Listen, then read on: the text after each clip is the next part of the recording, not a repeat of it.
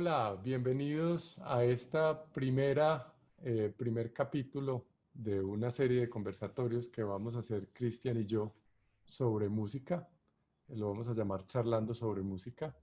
Mi nombre es Andrés Gómez, soy profesor de piano de la Universidad de EAFIT, formado aquí en Medellín, en EAFIT, en el pregrado, y después hice maestría y doctorado en los Estados Unidos, en Eastern Michigan University y en la Eastman School of Music. Llevo aquí ya en Colombia trabajando como profesor de piano de pregrado y maestría desde el 2007. O sea que ya este año cumplí 13 años de estar en EAFIT. Hola Cristian, ¿cómo estás? Cuéntanos un poquito sobre ti. Pues no, muy bien, muy contento de estar haciendo este proyecto. Y es muy curioso porque, bueno, este proyecto, hacía ratico tenía ya ganas de hacer algo así, y me motivó mucho cuando vi tus videos en YouTube sobre técnica del piano, interpretación, que yo pensé, bueno, qué chévere sería antes de hacer uno de temas más generales, pero bueno, y ahorita pues conversaremos de qué se trata este proyecto que tenemos, esta serie de capítulos. Mi nombre es Cristian Alberto Restrepo Sánchez. Vivo acá en los Estados Unidos. Hice mis estudios de pregrado en el Instituto de Bellas Artes. Luego vine acá a los Estados Unidos a hacer mi maestría en la Universidad de Sam Houston State University, aquí en Texas. Y luego terminé mis estudios de doctorado en la Universidad de Houston.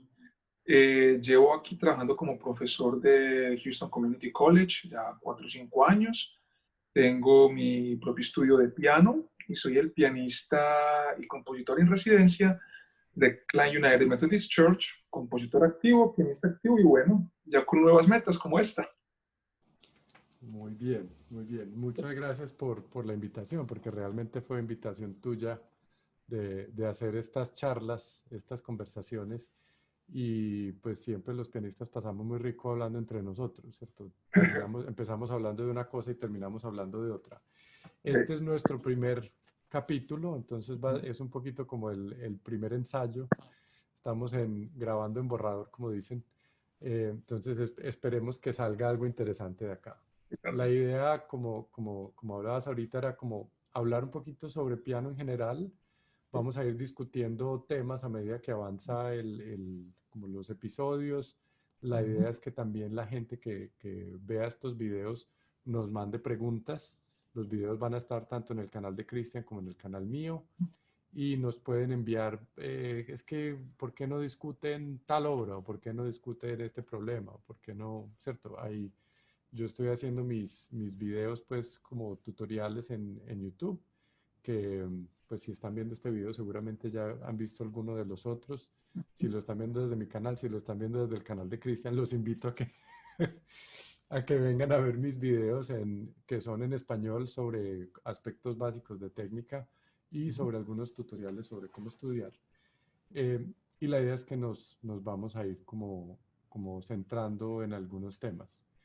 Yo, Hoy, yo cuéntame. lo interesante también es que las personas que nos escuchan y quieren compartir, que no sea simplemente para preguntas, o sea, pueden también hasta estar en desacuerdo con lo que digamos, o aportar o algo que dijimos, o estar en completo acuerdo. Pero también es muy lindo expandir la invitación a aquel que no es pianista, o sea, es más, dependiendo, porque esto es como un borrador, estamos viendo cómo evoluciona el programa. También es muy rico invitar a aquel que no es un músico profesional, pero quiere saber, hey, ¿qué pasa en la música? ¿Por qué esto? ¿Por qué lo otro? Entonces es una invitación para todos, pero sí, cuando un pianista se pone a hablar con otro, eso es interesante.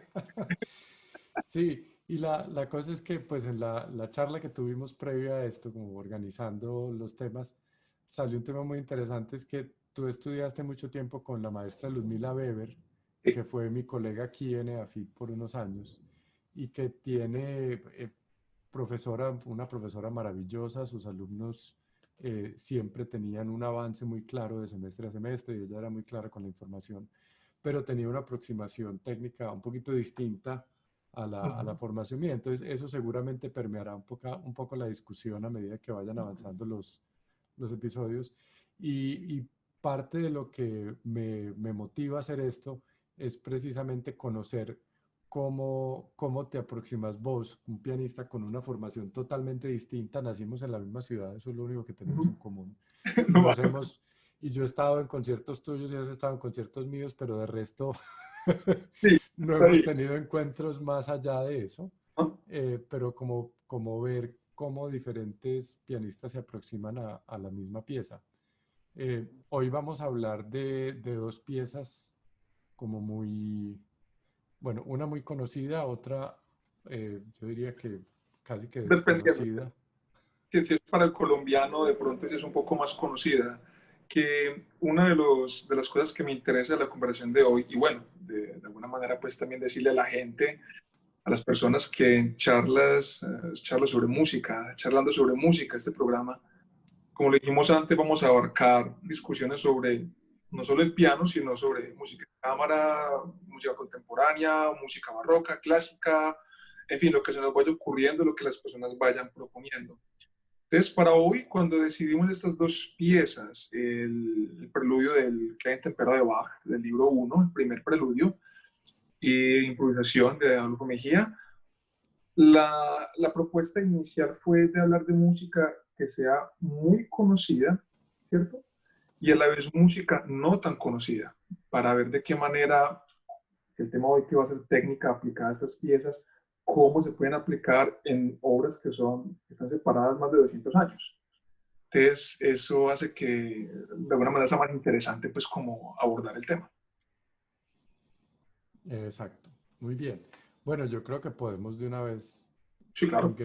entrar en materia, como dicen. Entramos en materia. Entonces, la primera pieza de la que vamos a hablar es del el clave bien temperado. Uh -huh. Bach compuso una serie de 24 preludios y fugas basadas en cada tonalidad. Entonces empezó en Do mayor, ese es el número uno, con preludio y fuga, después en Do menor, y después se fue cromáticamente Do mayor, Do menor, Re menor, etcétera, etcétera, etcétera. La idea del fundamental, y creo, y me corregí si estoy equivocado, era que como en esa época las afinaciones no eran temperadas, Exacto. El clavicémbalo, que era el instrumento de la Sí. época, había tonalidades donde funcionaba muy bien la afinación, pero otras tonalidades donde no funcionaba. Funciona muy bien. Y Exacto. con la llegada del temperamento se hizo una subdivisión de las comas. Eso, no vamos a entrar ahorita a hablar mucho Después hablaremos después técnicamente de las 9 comas. de comas, cromático y atónico, sí. Exacto, para que quedaran todos los espacios entre cada una de los tonos de tal manera que funcionaran todas. El piano realmente es desafinado por eso.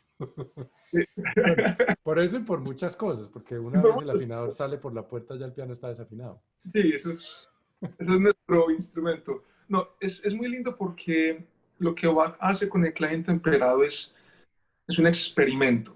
Ya hoy en día, pleno siglo XXI, lo vemos como, bueno, pues un compositor que compuso en todas las tonalidades. Pero hay que entender que en 1722, cuando él compone el primer libro aproximadamente, eso es una proeza, eso es algo inaudito. ¿Ya? Pero lo más lindo también de esto no es el querer experimentar con la armonía y querer eh, mostrar hasta dónde se puede llegar con todos esos aspectos teóricos, sino que la dedicatoria del Clave temperado es para los jóvenes músicos que quieren expandir su aprendizaje musical. Es que bonito que la manera en que él piensa este clave temperado, o sea, voy a empujar la teoría, pero a la vez voy a motivar al músico a que se entre en este mundo. Eso me parece muy interesante de este clave temperado.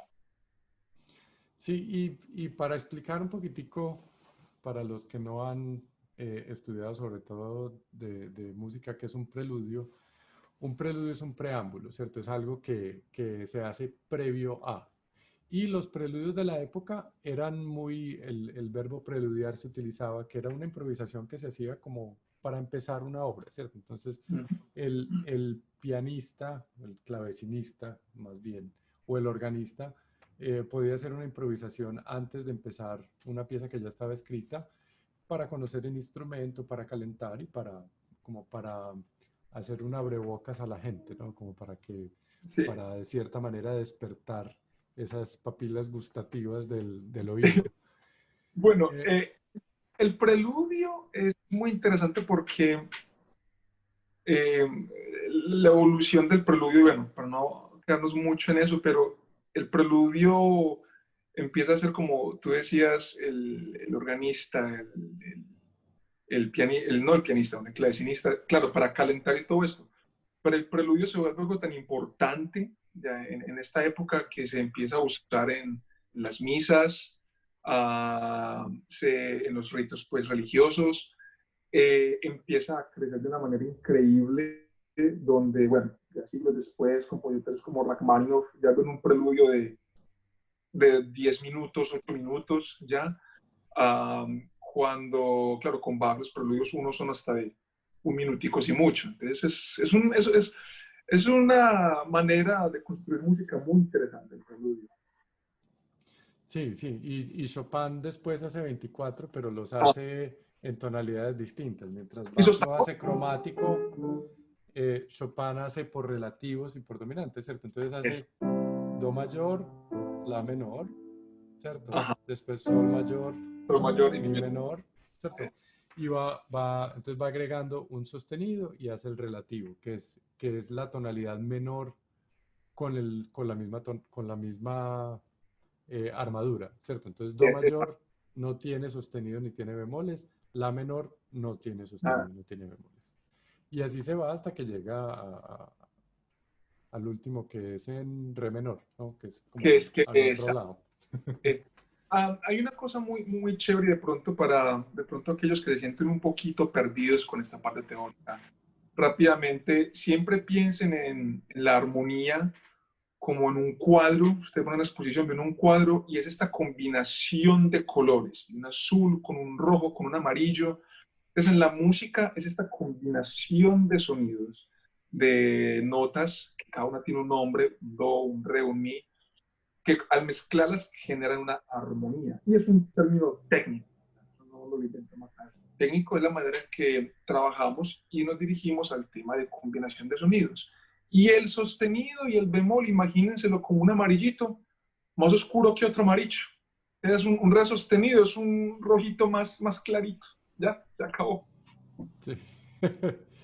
Muy bien. Sí, y lo de la armonía viene de la serie armónica, que Sí, una nota produce la octava, después la quinta, después esto, pues estaba. lo pueden consultar en Wikipedia si tienen dudas. Es, Pero si nos ponemos a ir hasta lo básico, nos terminamos hablando de cosas de mejor pronto no dicho. tan interesantes.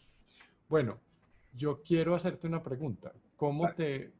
Este preludio creo que nunca lo he enseñado, porque el preludio es relativamente sencillo, Por la pero la fuga, sí. fuga es muy difícil, porque es una fuga a cuatro voces que no tiene intermezzi, que tiene ciertas características que la hacen más complicada, ¿no?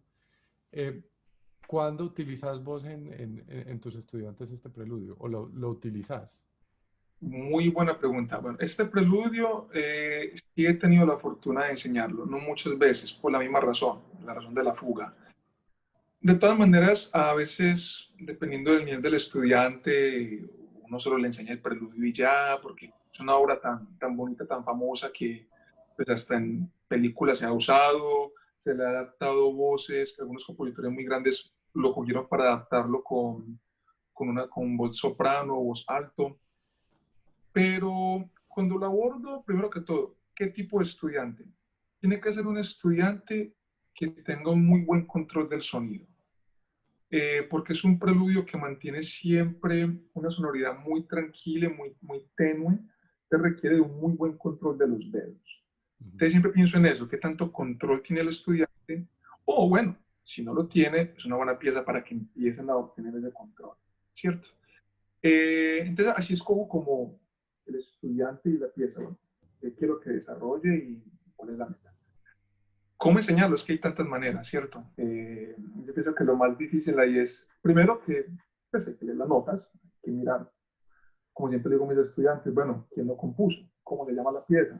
¿Cuál es la velocidad? Sí, tiene velocidad marcada, este no lo tiene. Si tiene ¿cuál es el compás? Si armadura, si la tiene. Y a partir de ahí empezamos a trabajar de manera muy, muy, muy lenta, muy tranquila, con sus divisiones. Esta es una parte teórica. Ya en la parte técnica, ya, entonces, yo manejo algo que fue lo que le aprendí, por ejemplo, a Ludmila, una de las enseñanzas que aprendí de ella, como el control del peso, que todos como pianistas sabemos que el peso, pues es obviamente el que está a cargo de producir el sonido, el dedito simplemente se mueve, el peso ya simplemente presiona la tecla, entonces es el control de ese peso. Entonces, una de las cosas que le aprendí a mi maestra fue que cuando se va a hacer la acción ya en el piano, y aquí lo conocí yo hablamos hace como 2 semanas, era contrario a lo que tú haces, se piensa como si el dedo quisiera levantar todo el músculo, como si estuviera haciendo pesitas, ¿ya? Ujú, Entonces, al levantar el músculo, claro, se produce el sonido. Y el sonido en realidad lo está produciendo el peso que el dedo levantó. Y ujú, después de que se hace esa acción, se relaja otra vez la mano, ¿ya? Digamos que vuelve al estado natural, pero el peso se queda sobre la tecla. Um, Suena como mucho que hacer, pero llega un punto donde haya tanto control que todos esos movimientos son obviamente muy minúsculos y se pueden hacer a altas velocidades. Eso es como lo que trabajo, que tanto impulso vamos a hacer, cómo lo vamos a administrar para que haya un sonido que le estamos buscando. Eso es de manera muy global, pues, ¿cierto? ujú. Sí, para aclarar un poquitico la diferencia, es que lo que él acaba de describir, ¿cierto? Que es desde la tecla hacia arriba, Uh -huh. ¿cierto? Donde se crea una palanca aquí, que es la que eh, sube el antebrazo, ¿cierto? uh -huh. Y lo que a mí me enseñaron, y lo que yo enseño, es que el peso va hacia abajo, ¿cierto? Entonces, la tecla va en la misma dirección que el antebrazo, no es la dirección contraria, ¿sí? Las dos, he visto gente tocar de las dos maneras, obviamente gente muy exitosa toca de la otra manera. Eh, entonces no hay como forma de decir cuál es la mejor, pero produce un sonido distinto y pues tiene ciertas cosas que obviamente como yo no trabajo con esa técnica, no las sabría explicar, pero... Pero sabes una cosa, Andrés, muy, muy interesante y que lo he notado en este Bach y en la obra que vamos a discutir ahora de Adolfo Mejía, es que esa, digamos que para mí, bueno, es la técnica que manejo, como esta palanca, que no solo es el antebrazo, es una conciencia de todo el cuerpo, ¿cierto? Donde el dedo la apoya pero siempre he sido muy mente abierta frente al hecho de pensar que es la única manera de tocar correctamente y es muy personal, no lo creo. Ujú, Porque, por ejemplo, van a haber obras donde la muñeca, queramos o no, va a estar así. Cuando ujú, tocas a 4 manos y tocas el Gaspar de la Noche, la mano derecha en el inicio está sobre la izquierda. Entonces, ahí la parte del impulso, que es como lo aprendí, puede tener unas ciertas desventajas. Entonces, te toca empezar a experimentar con otras técnicas y movimientos de la mano. Entonces, yo creo que la invitación es a pensar que siempre van a haber otros movimientos, técnicas que te pueden ayudar mejor que otras. Lo que pasa es que esta para mí es la base, ¿cierto? ujú. Pero no es la única, para nada. No, no, no, estamos de acuerdo. Y una de las cosas que es muy interesante, que yo todavía lo hago, y en estos días hablaba de eso con mis estudiantes, es que yo todavía estoy experimentando. Y ellos son mis ratas de laboratorio. Porque si yo veo algo, veo en una Que no clase sea, maestra, veo algo que funciona, pues obviamente lo ensayo yo, pero lo claro, ensayo con ellos. Y claro. si funciona, pues es algo que adopto dentro de mi enseñanza. Si no funciona, si veo que es un concepto que es difícil de explicar o que es difícil de aplicar o que está causando problemas, claro que en eso sí soy muy consciente, pues como de que no, que apropio siempre tiene que ver mucho con la anatomía y con la fisiología de la mano. Ajá. Entonces, eso de pronto no lo uso, ¿cierto? Pero si no funciona, entonces no. Pero bueno, nos estamos yendo por una Sí, discusión que es muy interesante, pero a eso llegaremos. ¿Y que a sabes mí a me qué? apasiona, que es la parte de técnica. Pero entonces, Eso. volvamos un No, poquito al dime. preludio. Pero en el preludio de Bach, bueno, que ya estamos hablando entonces de cómo aplicar toda esa técnica del Bach y el Mejía. Con este Bach pasa algo muy interesante. Ese como es una pieza que te obliga a mantener las manos en un contacto directo, constante con el teclado. ¿Ya? Eh, la conciencia que es de tener sobre tu tranquilidad, estar relajado para producir el sonido que este Bach necesita. ¿Ya? Ujú. Es muy similar, ¿ya? Al de Adolfo Mejía, porque aunque Adolfo Mejía tiene una textura completamente diferente, es una improvisación con unos pequeños arpegios muy similares a la manera en que Bach los distribuye, es donde la mano necesita estar completamente tranquila, cerca al teclado. Entonces me pareció muy chévere encontrar entre esas dos piezas ese factor común, ¿ya? Entonces, bueno, no sé, entonces, bueno, como tal vez demostrar un Bueno, poco. sí, hay una cosa que yo quería mencionar también, es que Uh como muchos de los preludios de Bach, sobre todo el primer libro, -huh, él se basa en un patrón que es repetitivo, ¿cierto? Sobre todo lo hace en el primer libro, en el segundo libro no tanto. uh -huh. Son un poco más libres, creo yo. Hay un Bueno, segundo libro que creo que nos sí, faltó sí, decir. bueno, sí, Hay un 20, segundo libro de 24 años, preludios y fugas, pero que compuso 20 años después. 20 años después. Y son más expresivos, tienen unas características que son interesantes. A mí personalmente me gusta más el segundo libro A mí que también. el primero, pero enseño más el primero porque tiene unas cosas técnicas muy interesantes. Entonces, el primer preludio, para los que de pronto todavía no saben de qué se trata, es este que lo tocan muchísimo, que ahí es donde hizo Bach, Gounod hizo el Ave María, el Ave,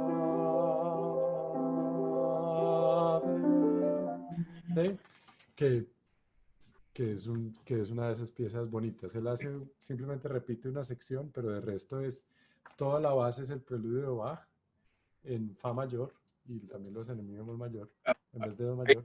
versiones de él. Ese lo toqué una vez en re mayor. Entonces, Okay. lo transporto, lo transporto dependiendo del cantante. Si es un Para tenor. tuba, ok. Lo Pero toqué una, con un trompetista. ya, ya, Para, ya, con un trompetista. Entonces, ya, ya, ya. Entonces no estaba tan equivocado, no ya ves. estaba tan equivocado. Pero una de las cosas que yo, como te dije, yo no enseño este preludio, pero sí hablo de él y hablo de él a veces en la clase grupal que tenemos cada semana para hablar de un par de cosas. Uno es la posibilidad de hacer un mapa, de hacer un bloque de las notas, ¿cierto? Porque está escrito, es este acorde, ¿cierto? Do, mi, sol, do, mi, pero eso se puede tocar en un solo acorde, ¿cierto? Y después se puede hacer todo en un bloque. Y si yo lo fuera a enseñar, lo enseñaría así primero, como que entiendan muy bien ese bloque, porque primero nos da la posición de las digitaciones, ¿cierto? El mapa de dónde va a estar cada uno de los dedos, que eso es fundamental para poder tocar las notas correctas, Bastante. ¿cierto? Y lo otro es que cuando hay muchas notas, hay una expresión en inglés que es como que se pierde el bosque por los árboles. Sí, yo sé cuál es. You miss the woods for the trees. Y es que hay tantas cosas que están pasando que uno se pierde lo que realmente está pasando, que es esta progresión.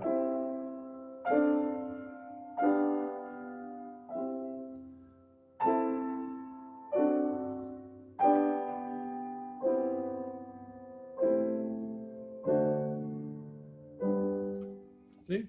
Cuando lo toca uno así, que es rapidísimo, en Sí. comparación a cómo está escrito, entiende uno más fácilmente cuál es, no solamente cuál es la progresión armónica, sino cómo debería ser la planeación de la dinámica, ¿cierto?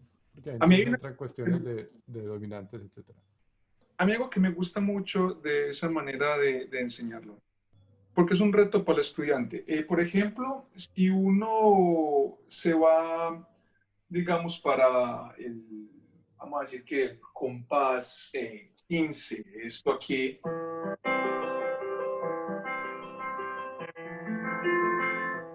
¿ya?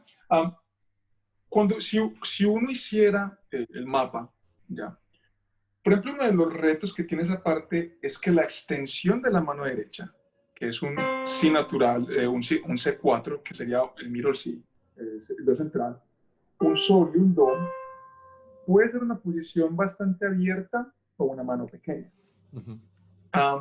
Pero lo que me parece interesante sería un doble trabajo para el estudiante, pero lindo porque es que haya una redistribución de las notas.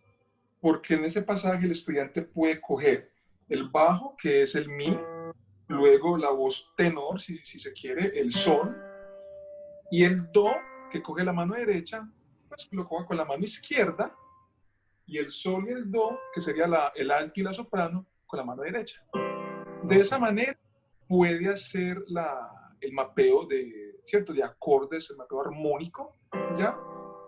De pronto el detalle sería que cuando ya lo vaya a tocar como está escrito, entonces le tocaría devolverse a Sí. cambiar digitaciones. Entonces, no sé Andrés cómo, porque tu idea me gusta, pero de pronto ahí podría haber problema con una mano pequeña que de pronto no alcance ese acorde. Un chico, por ejemplo, de 11 años, que chico muy talentoso de 11 años, y tengo un estudiante de esa edad, no, de 10, que podría tocar esto, pero la mano no le daría para tocar ese acorde. Sí, Entonces, pues ahí en ese caso,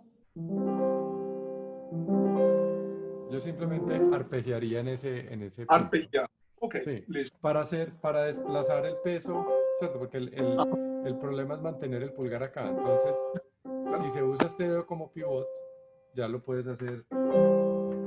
Arpegiado. Sí, porque no es para tocarlo así, es para tener un Claro, conocimiento del mapa. armónico. Entonces, yo sí no cambiaría el mapa precisamente porque lo que estamos intentando es...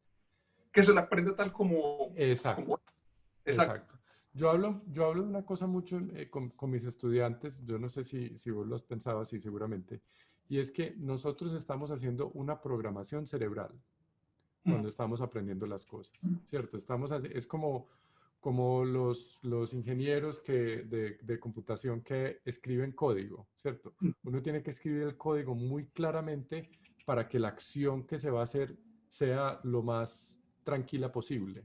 Lo total. mismo cuando estamos estudiando, es buscar que esa codificación sea muy clara para que el cerebro la entienda bien y después la pueda volver a repetir. Entonces, si yo Exacto. agrego una digitación distinta, entiendo por un lado, pero estoy quitándole la posibilidad a la mano de que de una vez entienda esa posición. No, lo que yo hablaba de distribuir era si el estudiante pues iba a tocar los acordes sin arpegiación, ¿cierto? Ujú. Entonces ahí sería la única manera, pero yo estoy de acuerdo contigo, o sea, la, hay veces, y eso es uno de los retos que tenemos como músicos, y tú lo sabes también porque también eres músico de cámara. De hecho, el doctorado mío es en música de cámara, curiosamente. Una de las cosas que uno descubre como músico es que toda la información que le diste al cerebro y que has trabajado por 5, 10, 15, 20 años o 10, 15, 20 minutos, llegas al momento de un concierto, llegas al momento de una clase, de una masterclass, y la tienes que cambiar inmediatamente. ¿Por qué? Porque el teatro tiene mucha reverberación, entonces el pedal que practicaste por 2 años, te toca cambiarlo ahí. La digitación que tenías, sucede y acontece que ese piano, esa tecla la tiene más o menos mala, entonces te toca hacer un cambio de, en fin, tantas cosas que te pueden obligar a toda esa información que le metiste cambiarla. Pero, a pesar de que nos toca cambiarla, sí tiene que haber algo preconcebido. Porque es la manera en que el cerebro va a entender qué hacer. Y si hay un problema, como el cerebro ya sabe cuál es la idea general, más fácil lo puede. Ya, más fácil lo que tú decías de los acordes. Si tú empiezas a tocar en acordes, ¿cierto? Vamos a decir qué sé yo, que tocaste por error el dedo que no era por la tecla correcta. El cerebro dice, uy, un dedo erróneo, errado. Pero el sonido sí es. el cerebro ya tiene información suficiente para recuperarse y de alguna manera como volver otra vez al combate y regresar a donde estaba. ¿Ya?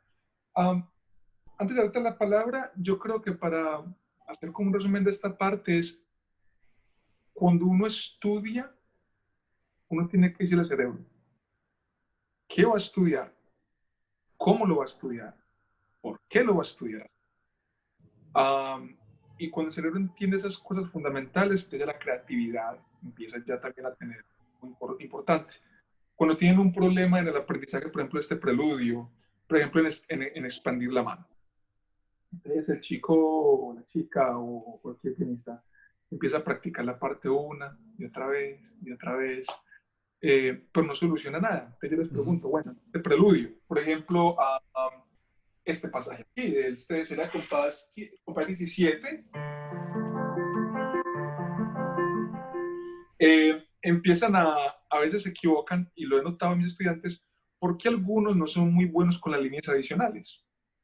Entonces ellos vuelven y tocan y se equivocan, y yo les pregunto, ¿dónde está perdiendo el tiempo? Primero que todo, tienen que pensar en 4 preguntas básicas. ¿Cuál es el problema? ¿Dónde está el problema? ¿Qué está generando el problema? ¿Y cómo soluciona el problema? Cuando usted piensa en esas 4 cositas, el cerebro inmediatamente dice, pues con razón. Y el primer intento, el segundo, eso está listo. Y en este back pasa mucho eso, las líneas adicionales o algunas disonancias. Esto, perdón, no había otra disonancia más interesante. Ahí justo antes. Sí. Está justo antes, ¿no? Pues, en el Ah, 8, ahí está. que está Y su cuando segunda menor. son como, ¿pero aquí qué pasó? Y uno, no, tranquilo, eso es normal. Mire qué pasó, dé la información al cerebro y te vas a dar cuenta que no hay mayor problema. Bien, bien. Creo que por ahí podemos dejar el preludio porque sí quiero pasar a la pieza de Mejía, una de las piezas favoritas. Me encanta. Eh, bueno, Mejía, Adolfo Mejía es uno de los principales, o fue porque murió, pero sigue siendo, uno de los principales compositores colombianos. Él nació en Cincé, pero vivió, pues los cartageneros se lo apropiaron, ¿no? Como si fuera de esos. Él estuvo si no estoy mal, estuvo en Francia un tiempo y estuvo también en Un Nueva York. tiempo, y estuvo en Estados Unidos, sí. De él se tocan algunas piezas, el bambuco en si menor, el pasillo en si menor, que es el de las campanas, que tiene estos saltos que tan bonito. Pero hay muchas piezas, pincho, que se toca, Pincho. que se toca mucho, que es una de las danzas que la maestra Teresita toca en todas partes y lo toca maravillosamente bien. Pero por ejemplo, tiene 4 preludios. Yo hice una serie con mis estudiantes hace como 2 años. Hicimos la obra completa para piano de él. Es un recital como de 50 minutos apenas. Por la Pero música. la música es espectacular. Y esta es una de las piezas que más me llamó la atención. Que está escrita además, es como AB, ¿cierto? Una sección A con repetición y una sección B muy chiquita con repetición. Yo hago una trampa, por decirlo de alguna manera, porque me parece que pasa en otras piezas que como son muy repetitivas, por ejemplo, el bambuco, el pasillo en si menor, es A, B, A, C, A. Y esa A tiene repetición, pero la A está escrita de una vez con una repetición en sí, porque son como 2 episodios que se repiten. Siguiendo una forma rondó Sí, pero clásica. queda larguísimo. O sea, si el pasillo se toca como está escrito, queda larguísimo. Entonces yo lo que hago con esto es que hago la primera sección sin repetición, porque repite. Hago la sección B con repetición y después hago la sección A sin repetición. Está Entonces, chévere. entonces queda como una BA de un minueto de trío, pues normal, clásico. Funciona muy bien formalmente porque no se vuelve cansón, que alguna vez la escuché en vivo en ese formato, me gustó mucho, pero como la pianista que estaba tocando, que lo tocó muy bien, hizo la repetición porque está ahí marcada, se vuelve muy como la misma cosa, ¿cierto? Y es Pero mejor dejarlo antojados, ¿no? hay una cosa muy interesante que dice sobre la forma que él usa. Porque, por ejemplo, todo el mundo, bueno, conoce bastante bien, ¿ya? Y que es un rondó de su sonata en la mayor, um, ese rondó tiene repetición en cada una de sus secciones, o sea, se vuelve también, todo el mundo conoce esa partecita, porque el movimiento entero es un poco largo, pero lo que hay que entender de pronto, Adolfo Mejía, que es muy interesante, pienso yo, esto lo digo yo como conclusión de lo que pude pues como leer sobre él, sobre su estilo, es que de alguna manera mantuvo un estilo, aunque no clásico, un poco arraigado en esta construcción musical como romántica, ¿cierto? Ujú. Entonces, de las formas, muy obediente de las formas, muy obediente de una estructura clara. Entonces, pienso yo que tal vez esta manera en la que él compone este tipo de música con estas formas tan largas es de pronto evocando, ¿cierto? Las maneras románticas en las que él fue de alguna manera educado. Interesante porque cuando estuve en Francia, los profesores no eran tan boulanger, no eran tan a la romántica, Ujú. pero pienso que esa podría ser una de las razones por las cuales él pone esas repeticiones, por las cuales tiene esta forma, esta música, y tal vez la pianista simplemente es obediente a esa. Sin embargo, a mí sí me gusta mucho tu idea. Sí me parece chévere porque hay veces que se ponen un poquito extensas y no creo que el compositor se haya enojado. Te digo también como compositor, muchos estudiantes o colegas que han tocado mi música y a veces le hacen cambio una repetición, algo así, y a veces suena mejor. Bueno, yo soy muy cuidadoso con eso, pero el asunto es que el público también está cambiando. Y en Otra. alguna parte leí, ya no me acuerdo en dónde, que Mejía lo hacía así largo porque era como, o sea, era como música de fondo de cierta manera. Uh -huh, Entonces, valía la pena expandir un poco las formas para que hubiera más música. uh -huh. Y como Villalobos, por ejemplo, le dijeron que la vaquiana, la que es con chelos y con soprano, que era muy cortica, entonces él le agregó una barra de repetición a la introducción para que durara un poquito más. Pero sí, yo prefiero dejar al público con ganas. Uh -huh. Además, ya después de 5 minutos Sí, es perdimos. demasiado. Es demasiado. Es eh, total. que dejarlos con, pues como con... Lo mismo pasa con otro de los preludios, el preludio de las aguas, Sí, que tiene esta cosa muy bonita, que tiene una repetición que lo hace larguísimo. Ese preludio, como está escrito, dura 9 minutos. Y yo lo yo, toco en 5, bueno, yo puedo. por lo rápido. No, no, no. Yo, algunas personas tal vez nos vayan a arguir en contra. Bueno, pero entonces ahí está la creatividad del pianista en las repeticiones, hacer, ¿cierto? La repetición como si fuera un mundo nuevo. Y creo que es un argumento válido. Yo, yo estaría como con las dos partes, porque no es porque yo trate de estar bien con todo el mundo, no, sino porque si se vuelve muy largo, es verdad, llega un punto donde, Dios, ¿a qué hora se acaba esto? Por muy lindo que sea. ¿Ya?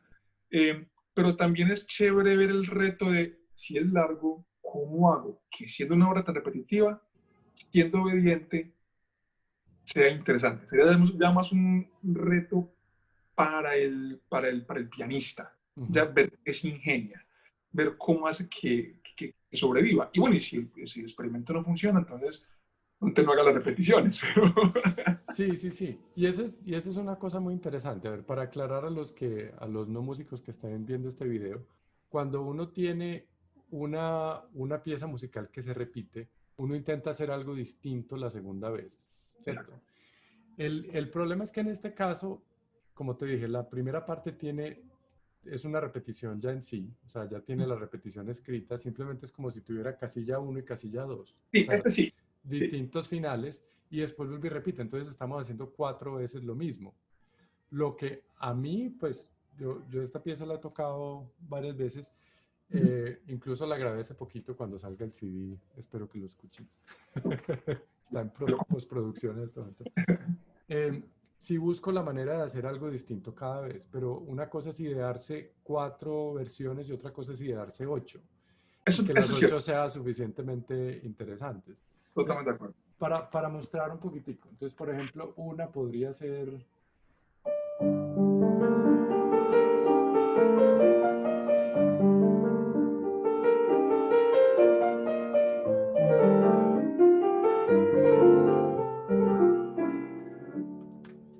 Esa podría ser una, que es un poquito más directa, ¿cierto? Sí.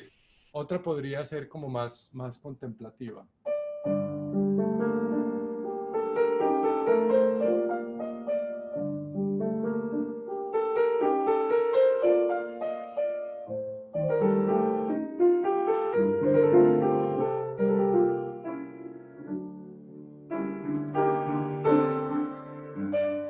¿Sí?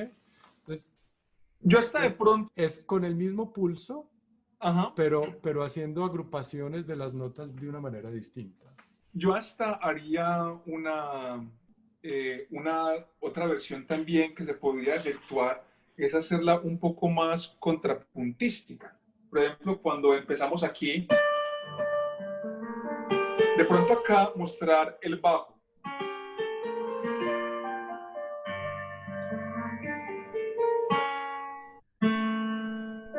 Cantar como un poco porque esta improvisación tiene unas voces internas muy lindas, que de alguna manera evocan estos bajos de Chopin que uno pensaría, siempre la misma nota. No, cuando se mira la gran escala, cada notica tiene una melodía muy bella. Esa puede ser otra forma, repetirlo con un poco de contrapunto, o también la otra, esta ya es un poco más arriesgada, de pronto tentando a los puristas a que de pronto no les guste, y es jugar un poco con la articulación en la repetición. Tal vez si se empieza de pronto un estacato en la mano izquierda en el principio,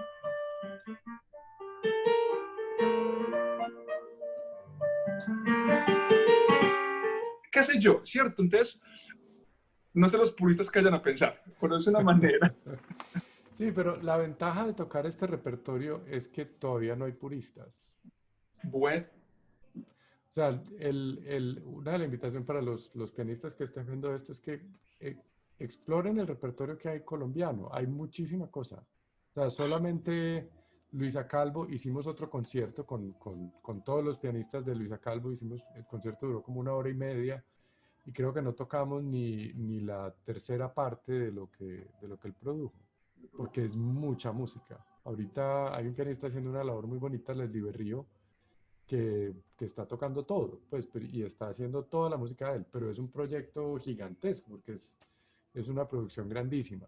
Ahora, no toda es, obviamente, como con todos los compositores, que o es pasa lo mismo con Chopin, no todo es supremamente bueno, pero hay cosas muy bonitas. muy importante.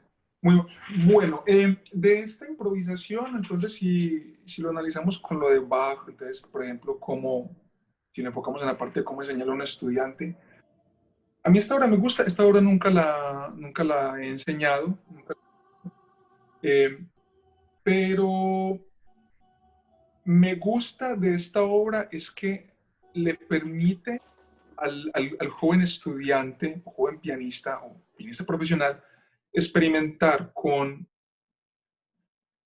la expresión.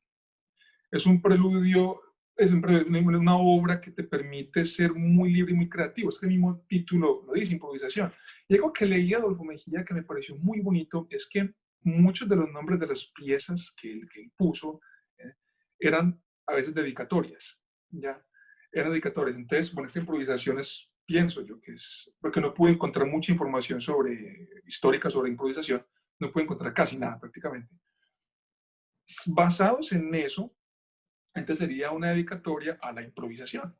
Y de hecho, la obra está escrita de una manera demasiado libre, demasiado. No hay la constante negra o blanca marcándote el pulso, no. Tienes un bajo, ya como lo mostramos ahorita, ya, que es una redonda, ligada a otra redonda, que es una nota de bastante duración. Y encima simplemente tienes notas que se mueven libres, simples corcheas. ya de manera muy libre, ya. Entonces yo pienso que para el estudiante, el que quiere experimentar con expresión, esta sería una muy buena obra para iniciar con la parte de expresión. Eh, no sé qué Ah, opinas. sí, sí, sí. Además es que técnicamente no es muy complicada. O sea, No. es ese tipo de pieza que es difícil tocarla muy bien porque Ujú. necesita mucha sutileza y necesita un pianista con un buen control del sonido, con un buen control del rubato. Pero como decías ahorita con el preludio, es también una muy buena manera de hacer que el estudiante empiece a tener control de sonido, empiece a tener control del Ajá, rubato, ¿sí? Porque esta pieza exacto. se lee en un par de días, ¿cierto? Incluso Sí, al que no sí, esté muy experimentado, se lee en un par de días. sí. Pero sí tiene sus bemoles, como dicen, ¿no? Sí tiene sus bemoles. Yo creo que lo lindo de esta música, bueno, como profesor, y lo digo, esto es muy personal, yo hago parte de la liga de profesores arriesgados. No me, o sea, y yo creo que me entiendes y le explico a los que nos están oyendo y viendo. Yo pienso que no nos puede dar miedo experimentar con nuestros estudiantes y con nosotros mismos como profesores. Que es que yo no me sé la obra, entonces no lo voy a enseñar. Pero si esto es música, entonces sí puedes abarcarlo con tu estudiante.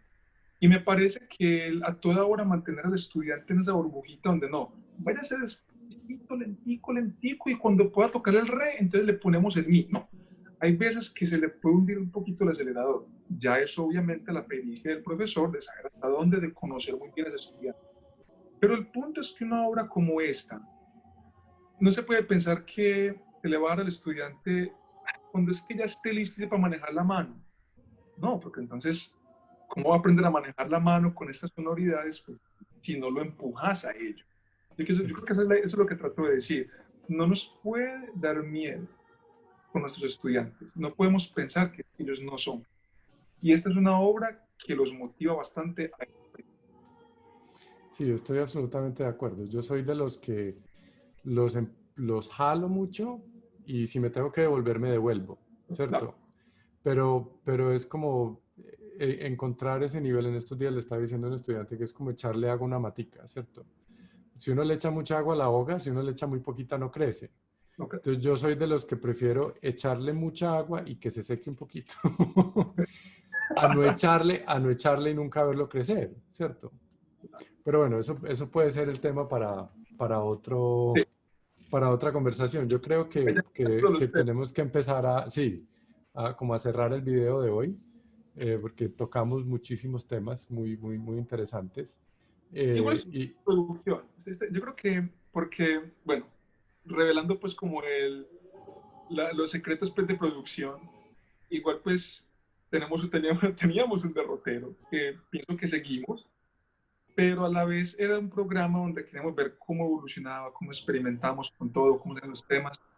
Y verdad que es interesante ver que en temas no nos vamos a quedar y que esperamos que todos aquellos que nos están viendo se atrevan a opinar, a hablarnos, como les dije antes, a estar en desacuerdo, a estar en acuerdo, pero sobre todo a expresar sus comentarios personales sobre qué es la música y qué piensan sobre lo que estamos conversando. Eso se llama charlando sobre música, pero no se llama Andrés y Cristian, es charlando sobre música. Es una invitación a todos, ¿ya? A que charlemos sobre.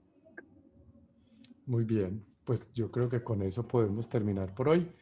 Ah, Por favor, suscríbanse a los canales. Si están viendo esto en el canal de Cristian, suscríbanse al canal de Cristian y van y y lo luego, buscan en el canal mío. Y si están viendo en mi canal, por favor, vayan a ver el canal de Cristian, que además tiene muchas cosas de composiciones de él que son muy interesantes. Y son muy interesantes sobre todo para pedagogos porque son piezas para empezar a tocar el instrumento. Él tiene también una presentación de un libro que hizo de composiciones que me parece perfecto para que ustedes vayan a ver. Bueno, Cristian, no, muchísimas pues, gracias. super 20. Yo también te hago entonces publicidad porque de verdad que los videos que Andrés, a todos estos que están viéndonos y escuchándonos, les sugiero que vayan a ver los videos de Andrés sobre interpretación pianística, técnica, porque de verdad que es una aproximación muy linda, muy profesional, pero a su vez no muy compleja, simplemente clara, trata el piano, de qué trata la técnica, muy fácil de entender, de comprender y muy acertada. Entonces, de verdad que los invito a que también vean estos videos de interpretación pianística porque valen la pena. Bueno, muchas gracias. Bueno, Bueno, listo. hasta luego a todos y hasta la próxima. Y hasta la próxima. Chao, chao. Chao.